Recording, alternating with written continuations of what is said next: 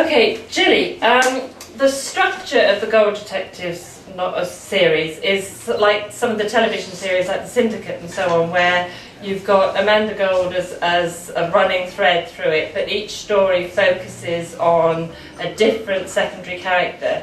So how did you choose that structure, and what do you think are the strengths of it? Okay. Okay. Yeah, well, I haven't watched The Syndicate, so it's not plagiarism to start with. It was really, I think it chose itself because I quickly fell in love with one of the other main characters, Dara, and I wanted him to play a big part in the first book. And once I did that, then I had to make another character play a big part in the second book, and that's how it's going to carry on. So there'll be 6 books with 6 characters taking a central role on top of Amanda Gold, whose life we obviously find out as we go through the books as well. So it wasn't consciously planned, it kind of happened in the first book and I've had to carry it on basically. Okay. So all your books are set on the island of Anglesey in North Wales. Yeah. And like in a lot of detective novels, the location becomes another character in the books. So what do you think Anglesey in particular brings to the crime novels? Well, I live in Birmingham 5 days a week and it doesn't inspire me all that much, if I'm honest. There's a lot of history, archaeology and beauty in the landscape of Anglesey, and I think it's great when someone reads your book and says, oh, I really want to go and see Anglesey, or I've never been to that place, so I want to go and see that island. And if I can bring the knowledge of the island to the general public, I would love to do that in much the same way as Colin Dexter did for Oxford or Agatha Christie did for Devon.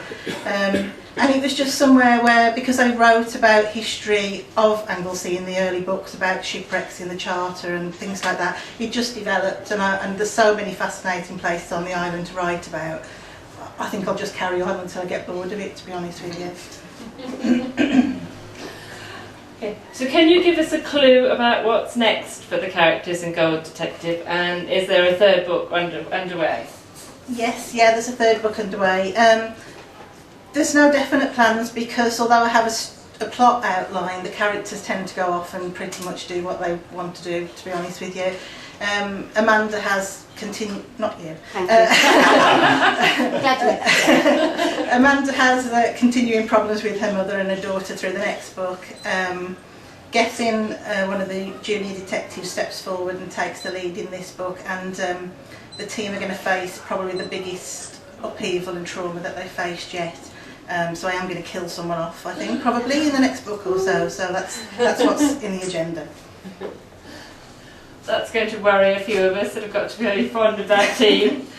So have you got any ambitions to work in a different genre than crime, and if so, what? Yes, hopefully historical fiction. I've touched on it in my first 3 books, doing historical threads that have overwound with thrillers, but I would like to write, again, probably about North Wales and Anglesey, another book that's just historical fiction, and I've got lots of ideas in my head, I just don't have time to write it. So yes, probably one day I will do historical fiction as well. Okay. Thank you. Right, thank you, Gillian. So we're going to have a break now for